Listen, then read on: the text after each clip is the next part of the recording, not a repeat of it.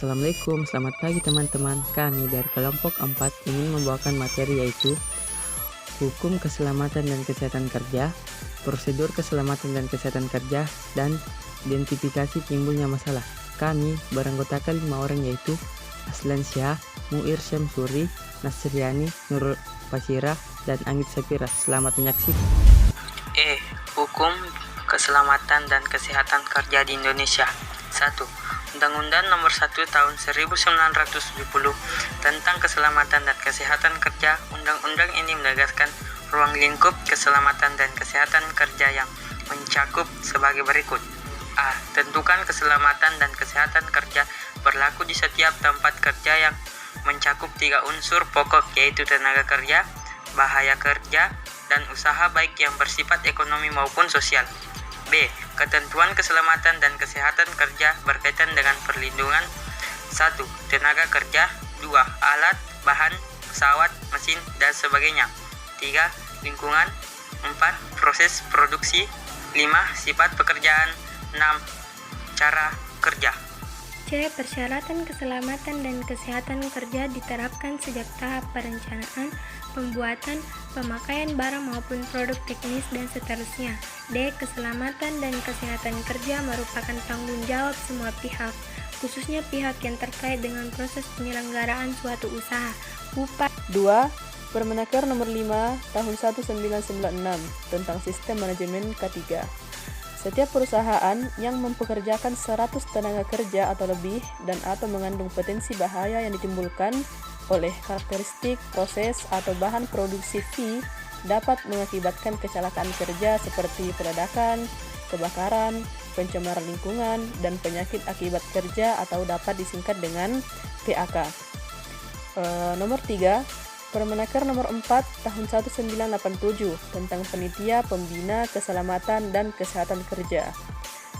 Undang-undang ini berisikan tentang hal-hal sebagai berikut. A.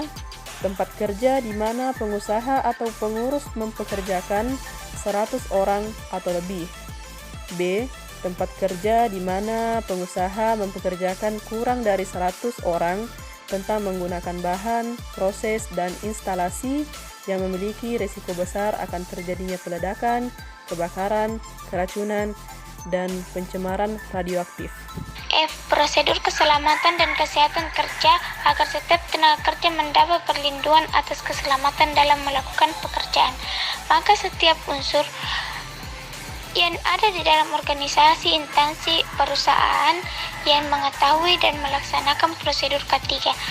Prosedur K3 ini merupakan tahap atau proses suatu kegiatan untuk menyelesaikan aktivitas atau metode cara langkah demi langkah secara pasti dalam pekerjaan dengan memerhatikan keselamatan dan kesehatan kerja K3. 1.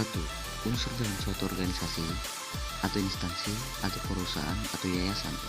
Adapun unsur-unsur yang terdapat dalam suatu organisasi atau instansi atau perusahaan atau yayasan yaitu A. Tenaga kerja.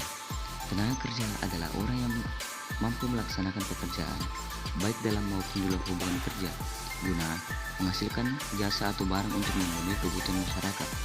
B. Pengusaha adalah 1.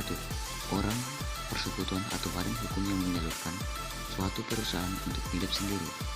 2. Orang persekutuan atau badan hukum yang secara berdiri sendiri menjelaskan perusahaan bukan miliknya. 3.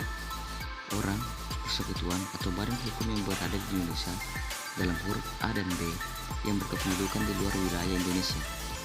C. Perusahaan adalah setiap bentuk badan usaha yang mempekerjakan tenaga kerja dengan tujuan mencari untung atau tidak, baik milik swasta maupun negara. D. Tempat kerja. Tempat kerja adalah setiap ruangan atau lapangan tertutup atau terbuka, bergerak atau tetap di mana tenaga kerja bekerja atau sering dimasuki tenaga kerja untuk keperluan suatu usaha dan di mana terdapat sumber-sumber bahaya, baik darat, di dalam tanah, di permukaan air, di dalam air maupun di udara yang berada di wilayah kekuasaan hukum Republik Indonesia. 2. Usaha melaksanakan prosedur K3, pihak pengusaha atau pengusahaan melakukan prosedur bekerja dengan aman dan tertib dengan cara A. Menetapkan standar K3, B. Menetapkan tertib yang harus dipatuhi, C. Menetapkan peraturan-peraturan, D. Mensosialisasikan peraturan dan perundang-undangan K3 ini kepada seluruh tenaga kerja, E. Memonitor pelaksanaan peraturan-peraturan. Nomor 3, tugas kesehatan masyarakat dalam K3. Adapun berbagai tugas kesehatan masyarakat dalam K3 sebagai berikut. Bagian A, pemeriksaan kesehatan sebelum kerja, yakni pemeriksaan kesehatan berkala dan pemeriksaan kesehatan khusus. B, pembinaan dan pengawasan atas penyesuaian pekerjaan terhadap tenaga kerja. C, pembinaan dan pengawasan terhadap lingkungan kerja. Dan bagian D, pembinaan dan pengawasan perlengkapan sanitair. E. Pembinaan dan pengawasan perlengkapan untuk kesehatan tenaga kerja. F. Pencegahan dan pengobatan terhadap penyakit umum dan penyakit akibat kerja. G. Pertolongan pertama pada kecelakaan dalam kurung P3K. H. Pendidikan kesehatan untuk tenaga kerja dan latihan untuk petugas. I. Memberikan nasihat mengenai perencanaan dan pembuatan tempat kerja, pemilihan alat pelindung diri yang diperlukan dan gizi, serta penyelenggaraan makanan di tempat kerja. J. Membantu usaha rehabilitasi akibat kecelakaan atau penyakit akibat kerja. K. Pembinaan dan pengawasan terhadap tenaga kerja yang mempunyai kelainan tertentu dalam kesehatannya. L. Memberikan laporan berkala tentang pelayanan kesehatan kerja kepada pengurus. G. Identifikasi timbulnya bahaya. 1. Potensi bahaya berdasarkan sektor kegiatan ekonomi. Potensi-potensi bahaya yang mengancam keselamatan pada berbagai sektor kegiatan ekonomi jelas bisa diobservasi. Misalnya, A. Sektor pertanian yang juga meliputi perkebunan menampilkan aspek-aspek bahaya potensial seperti modernisasi pertanian dengan penggunaan racun-racun hama dan pemakaian alat baru seperti mekanisasi. B. Sektor industri disertai bahaya-bahaya potensial seperti keracunan-keracunan bahan kimia, kecelakaan-kecelakaan oleh mesin, kebakaran, ledakan-ledakan, dan lain-lain. C. Sektor pertambangan mempunyai resiko-resiko khusus sebagai akibat kecelakaan tambang, sehingga keselamatan pertambangan perlu dikembangkan secara sendiri. Minyak dan gas bumi termasuk daerah rawan kecelakaan. D. Sektor perhubungan ditandai dengan kecelakaan-kecelakaan lalu lintas darat, laut, dan udara, serta bahaya-bahaya potensial pada industri pariwisata. Demikian pula, telekomunikasi mempunyai kekhususan dalam risiko bahaya. E. Sektor jasa walaupun biasanya tidak rawan kecelakaan juga menghadapi problematika bahaya kecelakaan khusus. 2. Faktor penyebab timbulnya bahaya-bahaya. Faktor penyebab timbulnya bahaya yang paling pernah ditemukan sebagai berikut. A.